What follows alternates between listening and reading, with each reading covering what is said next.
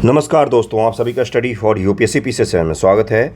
आज तारीख है 15 दिसंबर 2023 ईस्वी। बस दिसंबर महीने में 15 दिन बचा हुआ है, उसके बाद से आपका 2023 भी समाप्त हो जाएगा। आज बहुत सारे न्यूज़ हैं, आर्टिकल हैं। बिहार स्पेशल एक न्यूज़ है। बिहार में 50,000 करोड़ का इन्वेस्टमेंट आया है, उसको भी हम लोग देखेंगे कि कौन कौन सी कंपनी ने किस किस सेक्टर में इन्वेस्टमेंट किए हैं। उसके आपके मेंस एग्जामिनेशन किस प्रकार से पूछा जा सकता है पीटी में, ये चीज़ भी देखेंगे हम लोग। और बहुत सारे न्यूज़ हैं, तो इसलिए वीडियो को अंत तक ज़रूर देखिएगा। और अगर आपको आंसर राइटिंग करनी हो मेंस के रिगार्डिंग अभी से, क्योंकि अभी मेंस की तैयारी करने का समय है, तो आप ज़रूर जुड़िए। मेरा एक पेड ग्रुप चलता है छोटा सा, उसमें आपको बहुत मदद मिलेगा। 1 से 1.5 महीने में मैंने इतने बच्चों को लिखना सिखाया है, जो पहले कहानी जैसे लिखते थे अब आंसर जैसे लिखने लग गए हैं। वो धीरे धीरे धीरे करके क्रमिक सुधार होता है आंसर राइटिंग करने में। अगर आपने आज तक कुछ नहीं पढ़ा है, आप पढ़ना शुरू कर रहे हैं, तो पढ़ने के साथ साथ लिखना भी शुरू कीजिए, ओके। क्योंकि समय नहीं रहेगा आपके लिए, है ना। अगर आप सोच रहे होंगे कि सिलेबस कंप्लीट करने के बाद लिखेंगे, तो उसके बाद तो फिर पीटी का समय आ जाता है, फिर आप पीटी में फंस जाएंगे, है ना। और मेंस का पेपर देखिएगा जनवरी में, जब आपके सामने लाऊंगा मैं, तो आपको एहसास होगा कि लिखना और मेंस की तैयारी करना कितना ज़रूरी होता है, ओके। कल मैंने एक टॉपिक को अधूरा छोड़ा था, केंद्र और राज्य के वित्तीय संबंध। बताया था कि केरल सरकार ने सुप्रीम कोर्ट ऑफ इंडिया में भारत सरकार के खिलाफ केस कर दिया है कि जो केंद्र सरकार है वो राज्यों को जानबूझकर क्या कर रही है, तो डिफ़ॉल्टर बना रही है, वित्तीय ढांचे को कमज़ोर कर रही है राज्यों के। इसको लेकर सुप्रीम कोर्ट में केस कर दिया है। किसने? केरल गवर्नमेंट ने। तब इसको भी ज़रा सा समझेंगे। और सर्दी जुकाम है तो थोड़ा सा आपको आवाज़ में घरघराहट लगेगी, उसके लिए सॉरी, है ना। चलिए पहले वित्तीय संबंध से जुड़े हुए आर्टिकल और क्या प्रोसीजर है इसको समझ लेते हैं, उसके बाद आज का हम लोग मुख्य न्यूज़ों को शुरू करेंगे, ओके। देखिए, संविधान निर्माता जो थे ना, तो उन्होंने संविधान के भाग 12 में राज्यों के लिए वित्त का ढांचा तैयार किया। लेकिन उन्होंने ढांचा तैयार करते हुए हमेशा एक चीज़ का ध्यान रखा कि राज्यों को वित्त के लिए हमेशा केंद्र पर निर्भर रहना पड़ेगा, ठीक है। इससे क्या होगा, इससे कहीं ना कहीं राज्य जो हैं वो केंद्र के नीचे बने हुए रहेंगे और राज्य जो हैं वो हमेशा निर्भर रहेंगे केंद्र पर। इससे केंद्र की पकड़ जो है वो राज्यों पर मजबूत बनी हुई रहेगी। इसी सोच के साथ हमारे जो संविधान निर्माता थे उन्होंने संविधान का निर्माण किया। ऐसी सोच और कहाँ कहाँ पर पाई जाती है, तो ऐसी सोच आपको कनाडा में और ऑस्ट्रेलिया के संविधान में भी दिखेगा, जहाँ पर इकाइयों को यानी कि स्टेट को केंद्र से जानबूझकर वित्तीय ढांचे में कमज़ोर करके रखा गया है। और ये कहीं ना कहीं सही भी था। अगर हम अपने अनुभव को ले लें, भारत देश के अनुभव को, तो जब जब जो है वो राज्य मजबूत हुए वित्तीय रूप से, तब अगर आप इतिहास देखेंगे पूरा मौर्य से लेकर आप मुगल तक आ जाइए, जब तक राज्य जो हैं वो थोड़ा सा भी मजबूत हुए तो क्या हो जाता है, वो अपनी स्वतंत्रता की घोषणा वगैरह कर देते थे। तो इसी चीज़ को ध्यान में रखते हुए, एकीकरण को बढ़ावा देते हुए, जो संविधान निर्माता है उन्होंने राज्यों को जानबूझकर केंद्र के ऊपर वित्त के लिए डिपेंडेंट बनाया था, ओके।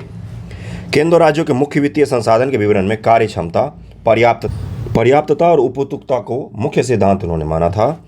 संविधान निर्माताओं ने इन 3 सिद्धांतों में समन्वय करने की अद्भुत चेष्टा की, है ना। वित्त आधुनिक प्रशासन तंत्र का एक रक्त होता है। बिना पैसे के एडमिनिस्ट्रेशन चल ही नहीं सकता है आजकल के दौर में, ओके। योजनागत व्ययों और आपदाओं के समय राज्यों को वित्तीय संकट से मुक्ति पाने के लिए केंद्रीय अनुदान के ऊपर निर्भर रहना पड़ेगा। भारत की तरह ऑस्ट्रेलिया और कनाडा को भी राज्यों को राजस्व प्राप्त करने हेतु केंद्रों पर निर्भर रहना पड़ता है। तो मैंने आपको क्या बताया, भारत की तरह ही ऑस्ट्रेलिया और कनाडा में भी सिस्टम बनाया गया है कि राज्यों को अनुदान प्राप्त करने के लिए या योजनागत मद के लिए, पैसा के लिए कहाँ पर डिपेंडेंट रहना पड़ता है, तो केंद्र के ऊपर डिपेंडेंट रहना पड़ता है। राज्यों जो कर इकट्ठा करते हैं राज्य, हमेशा उससे ज़्यादा उनका खर्च होता है, ठीक है। इसलिए हमेशा वो किस पर निर्भर रहते हैं, केंद्र पर निर्भर रहते हैं। और केंद्र का ये दायित्व तो बनता है कि आप राज्यों को क्या करोगे, वित्तीय अनुदान देकर सपोर्ट करोगे, ओके। स्विट्जरलैंड के संविधान में वित्तीय संसाधन के विभाजन भारत के विपरीत वर्णित है। वहाँ केंद्र राज्य के ऊपर निर्भर है, क्योंकि केंद्रीय राजस्व का अधिकतर भाग राज्यों से प्राप्त होता है। स्विट्जरलैंड में इसके ठीक विपरीत है। वहाँ पर राज्य जो हैं वो क्या करते हैं, सेंटर को फंडिंग करते हैं, सब मिलकर सेंटर को चलाते हैं, ठीक है। वहाँ पर इस तरह से जाता है वित्त का स्रोत, ओके। राज्यों से कहाँ पर, तो केंद्र की तरफ में। और भारत में क्या होता है, सेंटर से स्टेट की तरफ में वित्त जाता है। तो इस तरह के फोटो अगर आप थोड़े थोड़े बना देंगे पॉलिटी के सवालों में, तो आपको बहुत बेनिफिट मिलेगा नंबर में, ओके। केंद्र राज्य वित्तीय संबंध से संबंधित संवैधानिक प्रावधान क्या है? संविधान का अनुच्छेद 275 संसद को इस बात का अधिकार प्रदान करता है कि वैसे राज्यों को उपयुक्त सहायता अनुदान देने का उपबंध कर सकती है जिन्हें संसद की दृष्टि में सहायता की आवश्यकता है, उनको क्या कर सकती है? वो अनुदान दे सकती है। अनुच्छेद 286, 287, 288, 289 में केंद्र तथा राज्य सरकार को एक दूसरे द्वारा कुछ वस्तुओं पर कर लगाने से मना किया गया है, उन्हें कुछ करों से भी मुक्ति प्रदान की गई है। वही संविधान के अनुच्छेद 292 तथा 293 क्रमशः संघ व राज्य सरकार को शरण लेने का अधिकार ही प्रदान करते हैं। वित्तीय संबंध की बात संविधान के किस भाग में की गई है? संविधान के भाग 12 में की गई है। पहले ही मैंने बताया, अभी तक आप भूल गए थे, फिर से, है ना। संविधान का अनुच्छेद 265 यह प्रबंध करता है कि विधि के प्राधिकार के बिना कोई भी कर, शपथ या संग्रहित नहीं किया जा सकता है। जब तक लॉ नहीं तब तक टैक्स नहीं। जब तक कोई लॉ नहीं, कानून नहीं होगा, तब तक कोई टैक्स वसूला ही नहीं जा सकता, ना तो केंद्र सरकार के द्वारा ना तो राज्य सरकार के द्वारा। उसके लिए कानून बना हुआ होना चाहिए, तब जाके आप किसी से 1 रुपया कर ले सकते हो। मनमाने तरीके से कर आप जनता से नहीं वसूल कर सकते हैं। ओके। संविधान द्वारा केंद्र और राज्यों के बीच निम्न तरीकों से कर शक्तियों का आवंटन किया गया है। संसद के पास संघ सूची के बारे में कर निर्धारण का विशेष अधिकार है। राज्य विधानमंडल के पास राज्य सूची पर कर निर्धारण का विशेष अधिकार है, लेकिन केंद्र की सूची में ज़्यादा विषय शामिल हैं, राज्यों के सूची में कम विषय शामिल हैं। ये तो पता होगा आपको। समवर्ती सूची पर संसद और राज्य विधानमंडल दोनों को कर निर्धारण का पूर्ण अधिकार दिया गया है। 80वें संविधान संशोधन अधिनियम 2000 के तथा 88वें संविधान संशोधन 2003 के द्वारा केंद्र राज्य के बीच कर राजस्व बंटवारे की योजना का व्यापक परिवर्तन किया गया। 88वें संशोधन से संविधान में एक नया अनुच्छेद 268D जोड़ा गया जो सेवा कर से संबंधित था, सर्विस टैक्स। हालांकि 101वें संविधान संशोधन GST द्वारा नए अनुच्छेद 246A, 269A, 279A को शामिल किया गया और अनुच्छेद 268 को समाप्त कर दिया गया। देश में अभी सर्विस टैक्स नामक कोई चीज़ नहीं है। अगर कहीं पर आप बिल करते हैं, पे करते हैं रेस्टोरेंट वगैरह में, वहाँ पर अगर सर्विस टैक्स जोड़ कर लिया है तो झट से उसको बोल दीजिए कि इस पैसों को हटा दो हमारे बिल से, नहीं तो केस हो जाएगा तुम पर। सर्विस टैक्स देना अनिवार्य भारत में नहीं है। क्लियर? चलिए आगे बढ़ते हैं। आयात व निर्यात पर लगने वाले अप्रत्यक्ष करों के संबंध में केंद्र को ही समस्त शक्ति प्राप्त है, जबकि राज्य वस्तुओं की बिक्री पर अप्रत्यक्ष कर लगा सकता है। अनुच्छेद 266 में संचित निधि, अनुच्छेद 267 में आकस्मिक निधि का प्रावधान है, अनुच्छेद 280 में वित्तीय आयोग का प्रावधान किया गया है। अनुच्छेद 274 आपेक्ष करता है कि ऐसे कराधान पर प्रभाव डालने वाले विधेयक जिन्हें राज्य हित के जुड़ा हुआ हो के बारे में राष्ट्रपति की पूर्व सिफारिश आवश्यक होगी। 274 में ये भी कहा गया है कि ऐसे कानून जो क्या करें, कर वसूली करने पर प्रभाव डालते हैं, उन कानून को राज्य सरकार के जो गवर्नर हैं स्टेट के, वो राष्ट्रपति के लिए आरक्षित कर सकते हैं। तो देखिए, चूँकि आपका केस क्या था? केस था कि केरल गवर्नमेंट ने सुप्रीम कोर्ट ऑफ इंडिया में ये केस दायर कर दिया है कि केंद्र सरकार जानबूझकर राज्य को क्या कर रही है, तो वित्तीय रूप से कमज़ोर कर रही है। ठीक है। अब ये केस का फैसला तो जब आएगा। आपसे अभी क्या पूछा जा सकता है कि ये बताइए कि केंद्र सरकार और राज्य सरकार के वित्तीय संबंध क्या हैं, कब कब उसमें संशोधन किया गया है, कब संघवाद को बढ़ावा दिया गया। तो संघवाद को बढ़ावा दिया गया GST के तहत। GST के तहत क्या किया गया? राज्यों को भी हिस्सा बनाया गया GST काउंसिल का, और उनके साथ बैठकर बातचीत की जाती है कि बताइए कितना किस पर कर लगाना है, कितना किस पर कर को कम करना है। तो यानी कि जो आपका GST है वो क्या करता है? केंद्र और राज्यों के बीच में वित्तीय संबंध को कहीं न कहीं अधिक संघवाद का स्वरूप प्रदान करता है। अब GST के दौरान कुछ चीज़ों में संशोधन किया गया था। 246A, इसमें केंद्र सरकार को यह शक्ति दी गई थी कि वो GST के संबंध में कानून बनाए।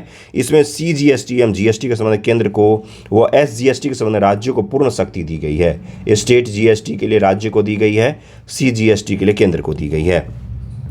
269A, इसके तहत IGST व्यवस्था के बारे में बताया गया है। इसके तहत अंतर्राज्य व्यापार के मामले में कर वसूली केंद्र सरकार द्वारा की जाएगी, जिसे बाद में राज्यों को बांट दिया जाएगा।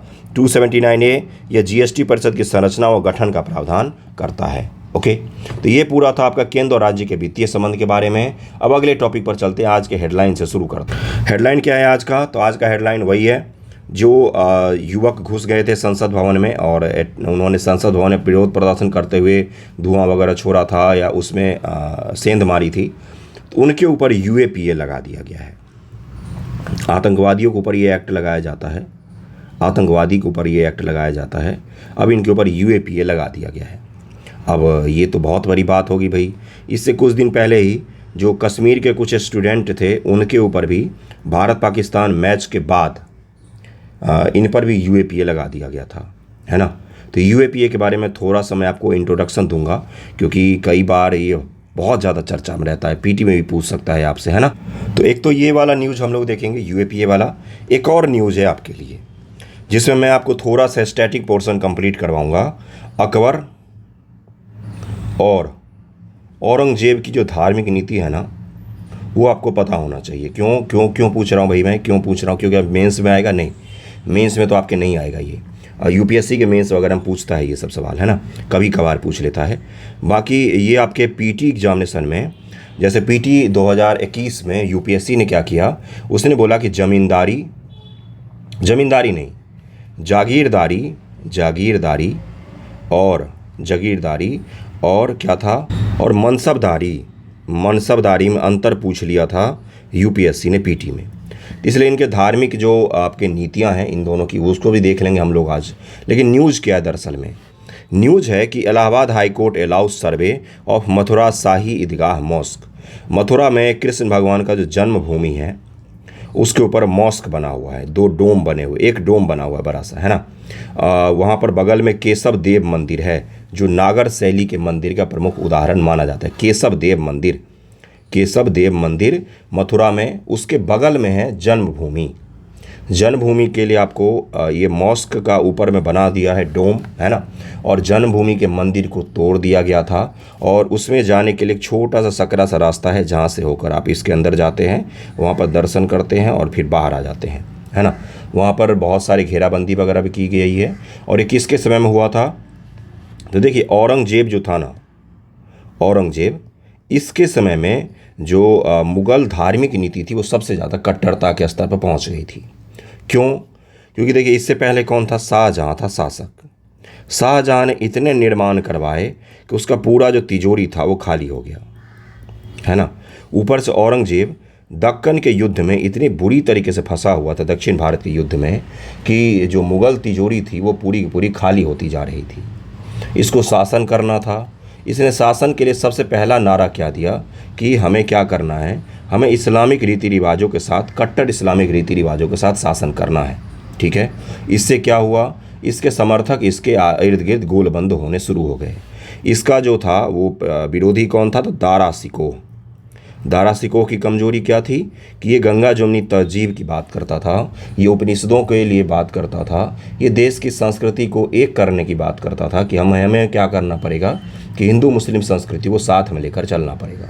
तो दारा सिकोह की जो सबसे बड़ी खासियत थी वो उसकी सबसे बड़ी कमजोरी बन गई, क्योंकि उसके सामने कौन था? औरंगजेब था। औरंगजेब ने नारा दिया उसी चीज़ का कि दारा सिकोह जो है ये आपका गलत काम कर रहा है, ये इस्लाम को बदनाम कर रहा है, हमें इसके खिलाफ क्या करना पड़ेगा? खड़ा होना पड़ेगा। और इस आधार पर औरंगजेब ने साम्राज्य कायम किया। मैं आपको कहानी के तौर पर बता रहा हूँ, ठीक है। तो जब इस आधार पर आप साम्राज्य कायम करोगे तो इस नीति को आपको आगे भी बढ़ाना पड़ेगा, समय समय पर उसमें पेट्रोल डालते रहना पड़ेगा।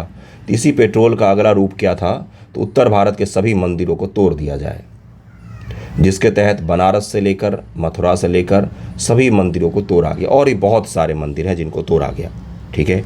मंदिर ने केवल और केवल धार्मिक केंद्र नहीं होते थे, सामाजिक व सांस्कृतिक केंद्र भी होते थे। एक विवाद आप देख चुके हैं कहाँ पर? तो बनारस में देख चुके हैं, विश्वनाथ मंदिर को लेकर। दूसरा विवाद कहाँ पर है? तो मथुरा में है। किसको लेकर? तो कृष्ण जन्मभूमि को लेकर। जन्मभूमि जो है उसके ठीक पीछे उसका पुराना दीवार अभी भी मौजूद है। ये ईदगाह का मैदान हुआ करता था, ईदगाह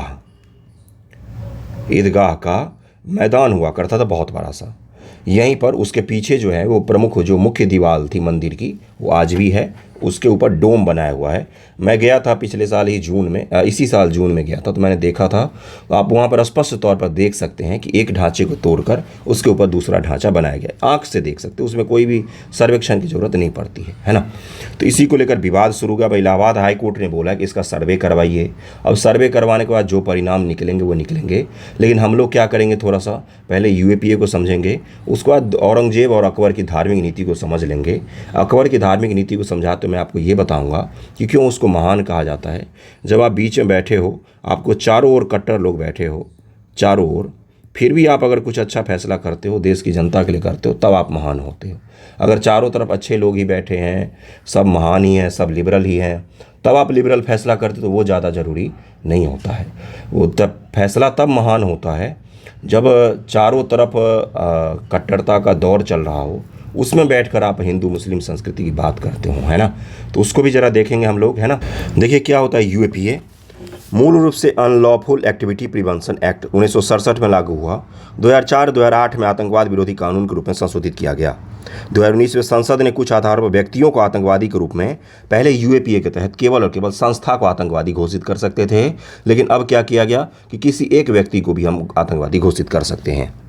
आतंकवाद से संबंधित अपराध से निपटने के लिए सामान्य कानून प्रक्रियाओं से अलग होता है। इसके नियम सामान्य अपराधों के नियम से अलग हैं, जहां अभियुक्तों के संवैधानिक सुरक्षा उपायों को कम कर दिया जाता है। राष्ट्रीय अपराध रिकॉर्ड ब्यूरो द्वारा प्रकाशित एक आंकड़े के अनुसार वर्ष 2016 एवं 2019 के मध्य में जिस अवधि के लिए यूएपीए के आंकड़े प्रकाशित किए गए हैं, यूएपीए की विभिन्न धाराओं के तहत कुल 4231 मामले दर्ज किए गए, जिनमें से 112 मामलों में अपराध सिद्ध हुआ। 4231 मामलों में से मात्र 112 मामलों में अपराध सिद्ध हुआ, यानी कि सरकार इसका भरपूर मात्रा में दुरुपयोग करती है। इस केस में दुरुपयोग कर रही है, सदुपयोग, वो तो कोर्ट में जाने के बाद पता चलेगा, लेकिन आंकड़े एनसीआरबी के हमें ये बताते हैं कि सरकार इसको जहां मर्जी वहां लगा देती है, जहां मर्जी वहां कॉपी पेस्ट कर देती है इसको। यूएपीए के तहत लगातार आवेदन इंगित करता है कि भारत में अतीत में अन्य आतंकवादी विरोधी कानून जैसे पोटा, टाडा, रोकथाम अधिनियम, इसके तहत इसका अक्सर दुरुपयोग किया जाता होगा और किया जाता रहा है। जिसके भी मुंह बंद करनी हो उसको यूएपीए लगा दो, है ना। अभी जो हुआ है कृत्य, उस कृत्य को अलग तरीके से भी हैंडल किया जा सकता था। हाँ, लेकिन ये सबसे गलत काम है कि हमारे संसद भवन में आप घुस रहे हो, लेकिन उन्होंने आपकी कमजोरी भी तो दिखा दी कि इतना सारा चाक चौबंद करते हो, बहुत सारे इंतजाम करते हो आप, फिर भी आपके संसद भवन में कोई जूतों में कुछ लेकर घुस जा रहा है। ये आपकी भी नाकामी थी। इस पर जांच पड़ताल होनी चाहिए थी, क्यों नहीं हुई पता नहीं, बस सस्पेंड कर दिया गया कुछ लोगों को। जाँच के नाम पर केवल सस्पेंशन मिलता है, जाँच कोई ढंग से हुआ नहीं अभी तक, और इन पर यूएपीए लगाया है। तो यूएपीए इन पर लगाना सही है या गलत वो कोर्ट डिसाइड करेगा, लेकिन हम लोग यूएपीए को समझ लेते हैं ना। वैसे कृत्य तो बहुत ही गलत था, ये बहुत ज़्यादा गलत काम किया इन्होंने। यूएपीए से संबंधित मुद्दे क्या हैं? आतंकवादी गतिविधियों की अस्पष्ट परिभाषा है। यूएपीए के तहत आतंकवादी गतिविधि को क्लियर किया ही नहीं है, और जो चीज़ अपरिभाषित होता है उसका दायरा हमेशा क्या होता है, बहुत ज़्यादा विस्तृत होता है।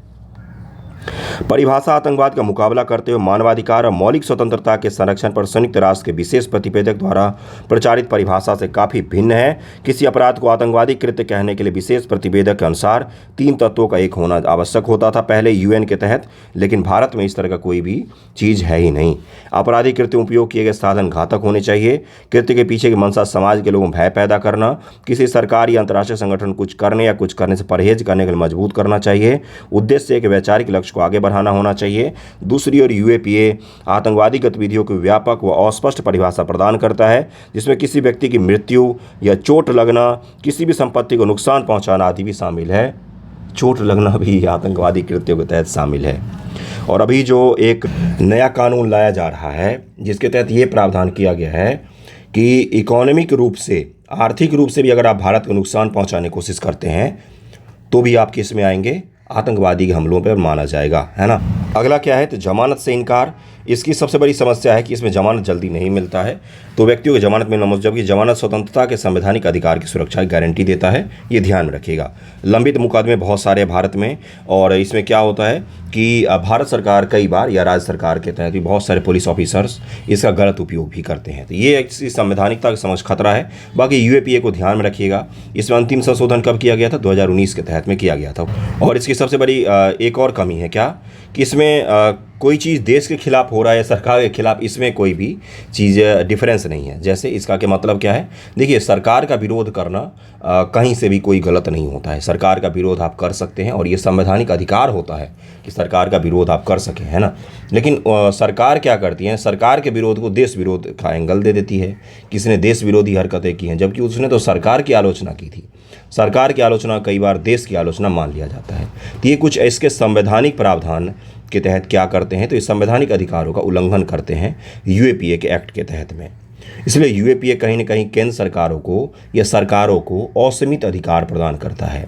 जहाँ पर भी सरकार को असीमित अधिकार मिलेगा तो यानी कि नागरिकों का अधिकार क्या हो जाते हैं, सीमित हो जाते हैं। तो अभिव्यक्ति की स्वतंत्रता, विरोध करने का अधिकार, इन सब चीज़ों पर क्या करती है यूएपीए, कहीं न कहीं इनडायरेक्टली पाबंदी लगाती है। और उसका लॉजिक क्या है, उसका तर्क क्या है, तो तर्क है एनसीआरबी का आंकड़ा, जिसमें 4000 से ज़्यादा मामलों में केवल 112 मामलों में आरोप तय हो पाया, बाकी मामलों में कोई भी आरोप तय नहीं हुआ।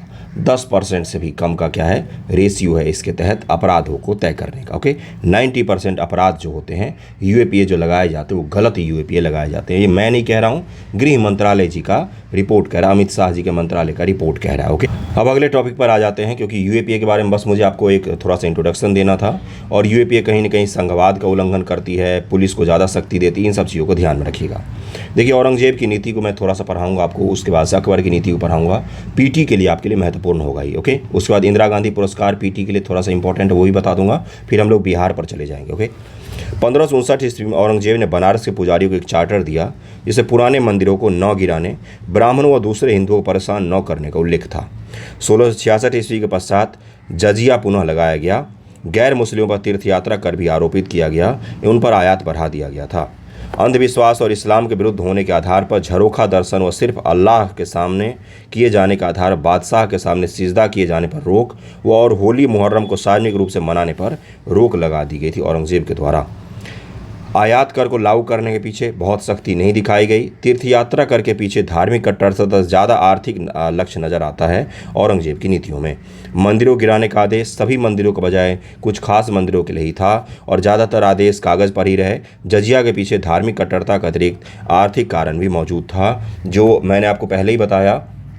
औरंगजेब की शासन नीति अवश्य ही कट्टर थी, लेकिन हर राजा का अपना शासन करने का तरीका होता है। कोई कट्टरता का लाभ उठाकर शासन पद पर बने रहना चाहता है, तो कोई सौहार्द का वातावरण बनाकर पद पर बने रहना चाहता है। उसकी कट्टरता की धार्मिक नीति के पीछे क्या थी, आर्थिक मजबूरी भी बहुत ही ज़्यादा थी और निसंदेह मंदिर तोड़े गए थे, इसमें कोई संदेह है होना ही नहीं चाहिए। सेकुलरिज्म का मतलब ये नहीं होता है गलत को सही बोल देना, ठीक है। आगे क्या है, औरंगजेब के काल में हिंदू मनसबदारों की संख्या में तीव्र वृद्धि हुई, लेकिन एक दूसरा पक्ष भी है। दूसरा पक्ष क्या है, औरंगजेब के समय में हिंदू सबसे ज़्यादा प्रशासन में हिस्सेदारी कर रहे थे। कहाँ पर, तो औरंगजेब के मुगल प्रशासन में। सैनिक से लेकर मनसबदार तक में हिंदुओं की संख्या बहुत ज़्यादा थी, ठीक है, जिसमें पूर्व की तुलना में हिंदू उमरा की संख्या 31.6% होना हिंदुओं के प्रति स्पष्ट नीति का परिचायक है। राजपूतों के प्रति नीति को 1665 ईस्वी में सामान्य तौर पर शाही खानदान को मिलने वाले दक्षिण के सूबे का भार जयसिंह को सौंपे जाने के आधार पर समझा जा सकता है, जिसके आधार पर यह कह सकते हैं कि राजपूतों को लेकर इसकी नीति शुरुआत में तो थोड़ी सी नरम थी, लेकिन बाद में इसकी नीति इतनी ज़्यादा कट्टर हो गई राजपूतों के खिलाफ कि वही राजपूत इसके शत्रु बन गए, जो मुगल साम्राज्य के संरक्षक थे। बिल्कुल सही सुन रहे हैं आप। जिस मुगल साम्राज्य को अकबर ने राजपूतों के लिए सौहार्दपूर्वक नीति बनाकर बनाई थी, उससे दुश्मनी मोल लेकर इसने अपने पूरे साम्राज्य को विनाश के कगार पर पहुंचा दिया। दक्षिण में तो वैसे ही दुश्मनी मोल ले ली थी, किनसे, तो मराठों से। मराठों ने बहुत ज़्यादा परेशान किया, छत्रपति शिवाजी महाराज का नाम आता है। और उसके बाद से दक्कन की लड़ाई, जिसे बहुत सारे राज्यों के साथ एक साथ उलझ गया था। उत्तर से पैसे कमाकर दक्षिण में लड़ रहा था औरंगजेब। उसके अलावा क्या किया इसने, अगर भारत के मैप पर मैं बताऊं तो इसने अपने पश्चिमी सीमा को भी असुरक्षित कर लिया। किनसे पंगा लेकर, तो राजपूतों से पंगा लेकर। जो राजपूत दिल्ली की रक्षा करते थे वो क्या हो गए, वो मुगल वंश के दुश्मन खड़े हो गए। उसके अलावा एक और काम किया इसने, मैं दिखा रहा हूँ कितने सारे जगह पर उलझाए। अहोम साम्राज्य से लड़ने के लिए चला गया। अहोमों से लड़ना बहुत मुश्किल था, क्योंकि पहाड़ी इलाकों में गुरिल्ला युद्ध लड़ते थे, मराठा भी गुरिल्ला लड़ते थे। राजपूतों से तो वैसे ही दुश्मनी मोल ले ली। अब सब तरफ से घिर गया ये बेचारा, तो ये क्या करता, तो कट्टरता का नारा देकर थोड़े दिन साम्राज्य चलाया, और जब मरा तो उसके कुछ वर्षों के बाद ही साम्राज्य ढहकर गिर गया। क्यों? क्योंकि इतने सारे दुश्मन बना लिए थे, जो सब इसके संरक्षक का काम करते थे वो सब इसके दुश्मन हो गए। अहोमों से क्यों भिड़ने गया भाई, बताइए मुझे। दक्षिण भारत में क्यों दक्कन का युद्ध इतना नुकसानदेह? क्या सवाल बनता है इस पर कि दक्कन का नासूर ने औरंगजेब के साम्राज्य को मिटा दिया? इस तरह के सवाल बनाए जाते हैं। अकबर की धार्मिक नीति क्या थी? अकबर की धार्मिक नीति सूफी संतों के साथ उसके शुरुआती संपर्क, उसके शिक्षक अब्दुल लतीफ़ द्वारा दी गई शिक्षा, राजपूत महिलाओं के साथ उसकी शादी, शेख मुबारक जैसे बौद्धिक दिग्गजों के साथ उसका जुड़ाव, उसके बेटे अबुल फैजी और अबुल फजल के साथ ही उसके हिंदुस्तान में एक शानदार साम्राज्य स्थापित करने की महत्वाकांक्षा जैसे कारकों से प्रभावित थी। अकबर का इमोशनल इंटेलिजेंस का पक्ष जो था ना, वो बहुत ही ज़्यादा मजबूत था। क्या कहा जाता है उसको? उसको EI, इमोशनल इंटेलिजेंस किसी लीडर के लिए बहुत ज़्यादा मायने रखता है कि इमोशंस को समझते हुए क्या करना, नीतियों का निर्माण करना। जैसे अकबर महान का आप सुनते हो, उसी प्रकार से औरंगजेब उसका भी था, सम्राट अशोक का, है ना। तो ये क्या करते हैं कि जो सबसे कमज़ोर पक्ष रहता है साम्राज्य को बनाने का, उसको सबसे मजबूत पक्ष बनाने की कोशिश करते हैं। जैसे मौर्यों के समय में बहुत ज़्यादा विद्रोह होता था, तो उन्होंने क्या किया, बोला कि हम संतान हैं आप हमारे, हम आपके लिए सब कुछ करेंगे, आप बस शांत होकर हमारे साम्राज्य का हिस्सा बने रहिए। ये इमोशनल इंटेलिजेंस होता है। तो अकबर ने जब साम्राज्य बनाया तो उसने देखा कि दिल्ली में कोई साम्राज्य क्यों कभी चैन से नहीं बैठ पाया, क्योंकि उन्होंने राजपूतों के साथ हमेशा दुश्मनी मोल ले ली। अब ये होते हैं, इनके लिए युद्ध जो होता है वो खेल होता है। राजपूतों के लिए उस समय की बात कर रहा हूँ, इनके लिए खेल का मतलब इनका एवरेज जो जीते थे ये, वो 35 से 40 वर्ष तक जीते थे, क्योंकि बचपन से एक ही चीज़ रहता था कि मुझे युद्ध करके मर जाना है, बात खत्म, है ना। और बहुत ही सैद्धांतिक तरीके से युद्ध लड़ते थे। इसलिए दिल्ली में जब भी कोई शासक बैठता था तो उसके लिए बहुत मुश्किल होता था राजपूतों को टैकल करना। इसलिए अकबर की राजपूत नीति इतनी बार आपसे पूछी जाती, क्योंकि बहुत ही गजब की नीति थी वो। क्या था कि ऊंचे पद दे दो, वैवाहिक रिलेशन बनाओ, जिससे ये क्या हो जाए, जो साम्राज्य के दुश्मन हैं वो साम्राज्य के संरक्षक हो जाए। इसी के तौर पर मुगल साम्राज्य इतने दिनों तक चला। जब इनसे दुश्मनी मोल ली तब साम्राज्य ढहने लग गया। तो ये पूरा अकबर की नीति थी, जिसके पीछे कहीं ना कहीं इमोशनल इंटेलिजेंस और पॉलिटिक्स ज़्यादा था, है ना। अकबर पहले स्वयं के धर्म को न मानने वालों का धार्मिक उत्पीड़न करता था, इसे ही इस्लाम समझता था। लेकिन जैसे जैसे उसका ज्ञान बढ़ा वो इस बात पर भी शर्मिंदा हुआ। अकबर ने अपने साम्राज्य के विभिन्न स्थानों से तीर्थ यात्रियों के लिए लिए जाने वाले करों की वसूली बंद करवा दी। मुस्लिम राज्य में रहने वाले गैर मुस्लिम प्रजा से लिए जाने वाले जजिया को भी बंद करवा दिया। अकबर ने इबादत खाने की स्थापना धार्मिक विषयों पर वाद विवाद के उद्देश्य से करवाई थी। इसमें हिंदू, जैन, ईसाई, पारसी धर्म से जुड़े विद्वान भी आमंत्रित किए जाते थे। फतेहपुर सीकरी अगर आप जाएंगे तो वहाँ पर इसका इबादत खाना आपको दिखेगा, बहुत ही भव्य तरीके से बनाया गया है।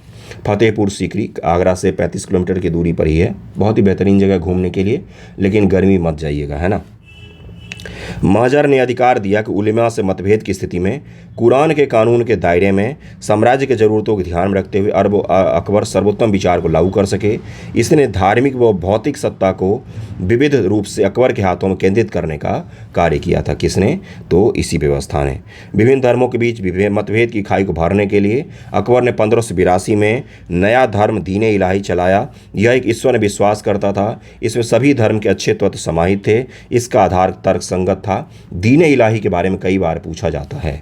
दीन इलाही अकबर के द्वारा हिंदू और मुस्लिम धर्म को समन्वय पर आधारित बनाते हुए एक नई धार्मिक प्रणाली की शुरुआत की गई थी, जिसमें अकबर क्या करता था, इस धर्म को आगे बढ़ाता। बीरबल को इसने इस धर्म में दीक्षित किया था और तलवार के बदौलत इसने इस धर्म का फैलाव नहीं किया, इसीलिए दीन इलाही गायब भी हो गया अकबर के मरते ही, है ना।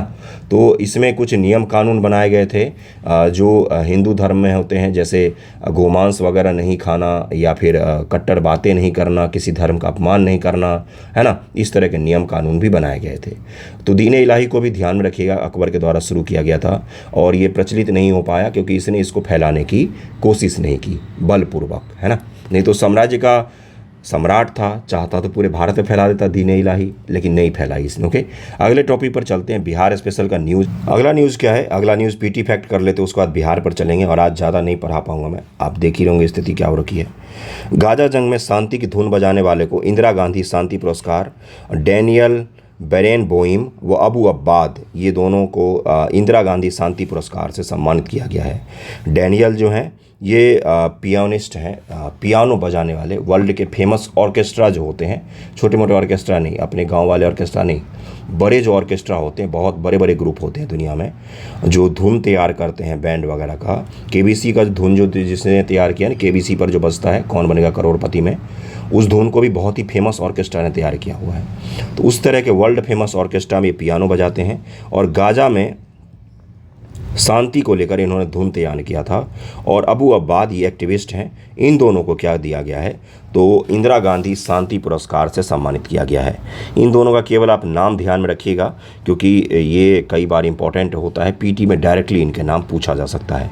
इंदिरा गांधी पीस प्राइज़ 2023 किसको किसको, तो डैनियल बरेनबोइम को और अबू अब्बाद को प्रदान किया गया। ओके, अब बिहार के न्यूज़ पर चलते हैं। बिहार का न्यूज़ क्या है, तो अब तक का सबसे बड़ा इन्वेस्टमेंट बिहार में आया है।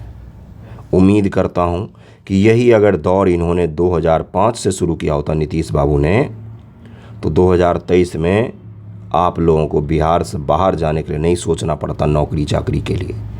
बेंगलोर, नोएडा और हैदराबाद, पूना और विशाखापत्तनम, इन सभी जगहों पर भटकना नहीं पड़ता है ना। ट्रेन के टिकट के लिए किसी की जान नहीं चली जाती ट्रेन में चढ़ने के लिए, क्योंकि ये बहुत ही बड़ा न्यूज़ है और बहुत ही बेहतरीन काम है। ये बहुत मेहनत किया इसके पीछे बिहार के अधिकारियों ने। आप ही जैसे जो लोग पास करके बहुत पहले चले गए थे या आईएएस बने थे, उन्हीं लोगों ने एड़ी चोटी एक करके इस काम को अंजाम दिया और सक्सेसफुली अंजाम दिया। कहाँ कहाँ नहीं बैठक की, शहरों में क्या बोलते हैं उसको, रोड शो करवाया, विश्व में जगह जगह पर भटक भटक के लोगों को हाथ पैर जोड़ कर इकट्ठा करके सबको पटना लेकर आए। और फिर 50,530 करोड़ रुपए का इन्वेस्टमेंट बिहार में आया है। क्या ये ज़्यादा है? अगर यूपी से कंपेयर करेंगे और बाकी राज्यों से कंपेयर करेंगे तो ये इन्वेस्टमेंट कम है, बिहार की आबादी की तुलना में कम है। लेकिन शुरुआत तो हुई है ना, ये शुरुआत बहुत पहले से होना चाहिए था। बहुत ही अच्छी शुरुआत है। देखिए इसमें क्या है, तो आपको पता ही है कि मेमोरेंडम ऑफ अंडरस्टैंडिंग MOS पर 50,530 crore were linked with 300 firms for investment in Bihar during the 2 days global investors summit which conclude in Patna on Thursday. आपको मैंने मेंस में जो लोग मुझसे ऐड हैं पेड ग्रुप में, उसमें बहुत सारे सवाल मैंने इस पर करवाए हुए हैं कि बिहार के उद्योग धंधों के बारे में बताइए, बिहार में किस प्रकार से कौन सी कठिनाइयाँ आ रही हैं, समाधान बताइए, उपाय बताइए। तब उन उपायों में सरकारी प्रयासों में एक प्रयास ये भी नोट डाउन कर लेंगे आप लोग। क्या ये पीटी के लिए इम्पोर्टेंट है? पीटी के लिए कुछ इम्पोर्टेंट इसमें से हो भी सकता है, लेकिन मुख्य रूप से मेंस के लिए बहुत इम्पोर्टेंट है ना। अब देखिए किन किन सेक्टर्स में आया है और मेजर कंपनी हैं ये सारे। अब इन कंपनी को क्या याद करना है? बिल्कुल नहीं, बिल्कुल भी नहीं। इसमें से सबसे ज़्यादा किसने किया है? तो अडानी ग्रुप ने बहुत बड़ा इन्वेस्टमेंट किया है। अडानी ग्रुप ने बहुत ही बड़ा इन्वेस्टमेंट किया। उसके अलावा बहुत सारे कंपनी हैं जिसमें देखिए यहाँ पर क्या है, भारत पेट्रोलियम लिमिटेड है, पटेल एग्रीकल्चर इंडस्ट्री है, हॉल्टिक है और बहुत सारी कंपनियाँ हैं। हमें इन सबको ध्यान में नहीं रखना है।